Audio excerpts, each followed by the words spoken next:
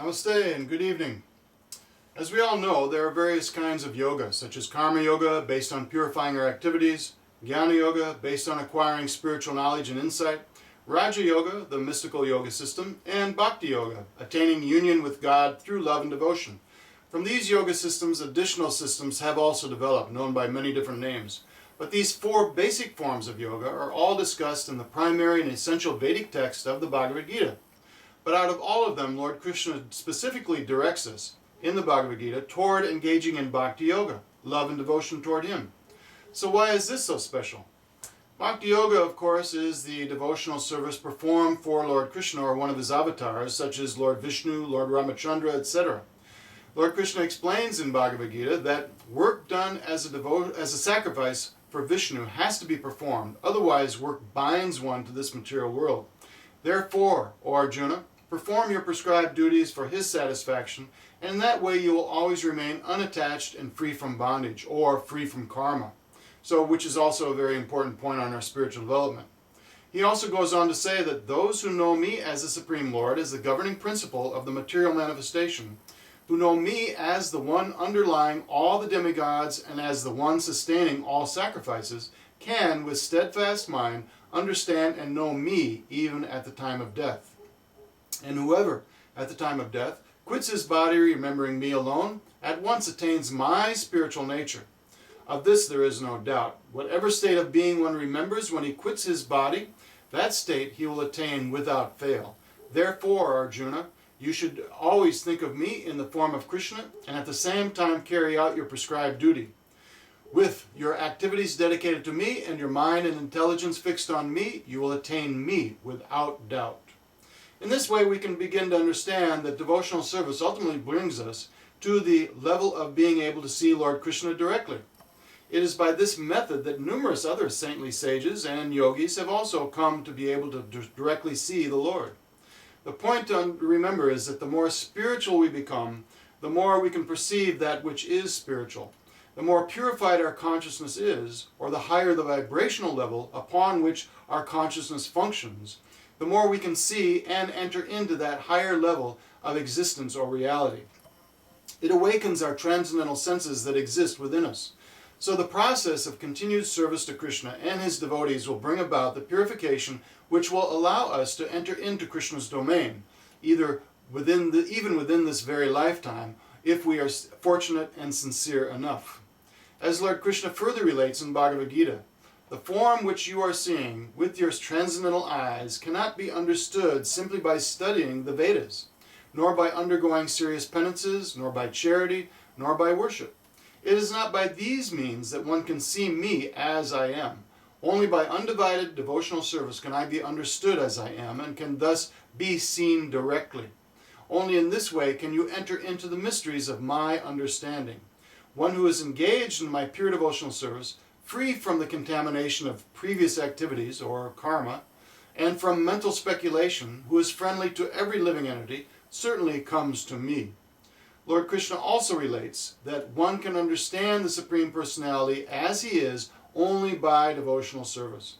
And when one is in full consciousness of the Supreme Lord, by such devotion, he can enter into the kingdom of God. That is the highest goal of all yoga systems anyway. But Lord Krishna also explains in the Bhagavad Purana that the residents of both heaven and hell want to take birth on earth, since such a human life provides the best facility to achieve transcendental knowledge and love of God.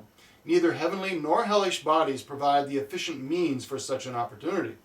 This is the fortunate nature of life on this earth planet, and in these human bodies which we often take so much for granted.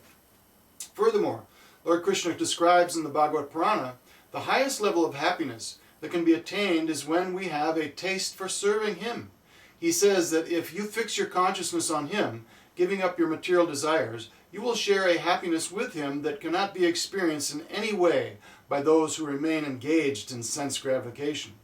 If you do not desire anything of this world and have achieved peace through controlling the senses, and if your consciousness is equipoised in all situations, and when your mind is satisfied in Him, you will find happiness wherever you go.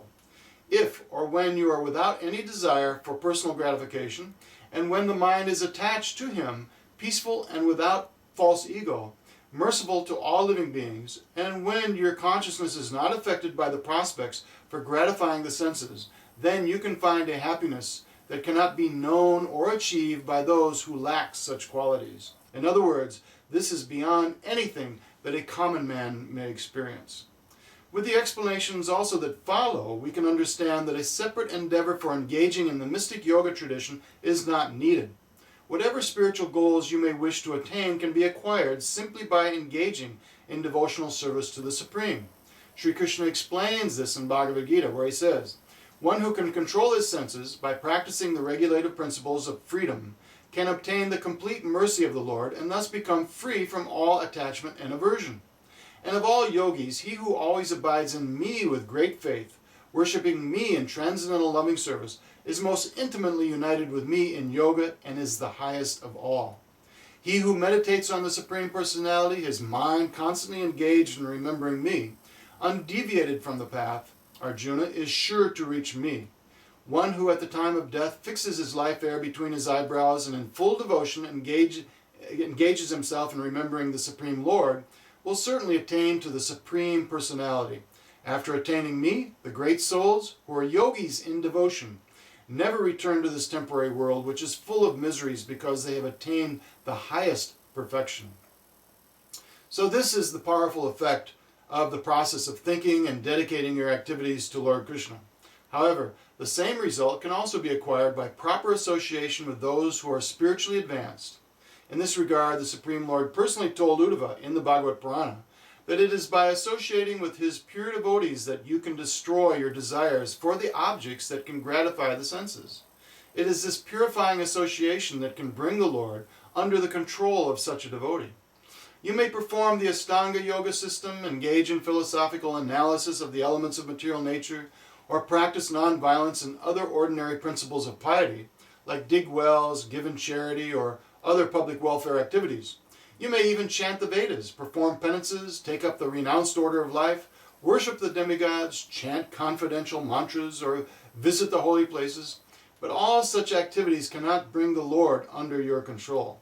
Even though you may engage with great endeavor in the mystic yoga system, or philosophical speculation, or charity, vows or penances, rituals, or even studying the Vedas and teaching the Vedic mantras to others, still you cannot achieve him by these means alone.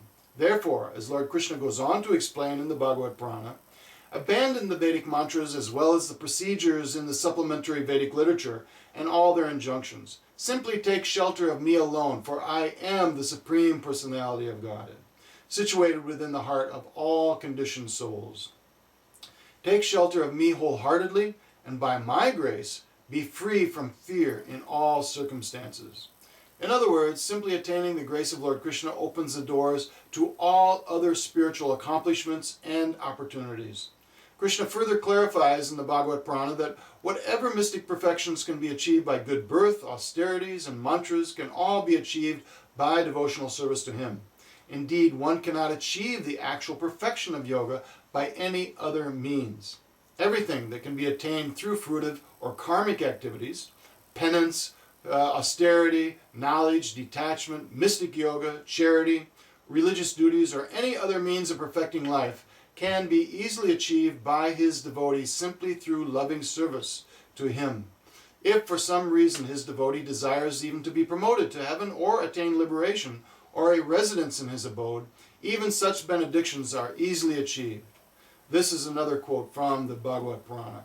In conclusion, however, everything that can be accomplished by separate endeavors in other yoga or religious processes are not left out of the path of devotion to the Lord, or bhakti-yoga.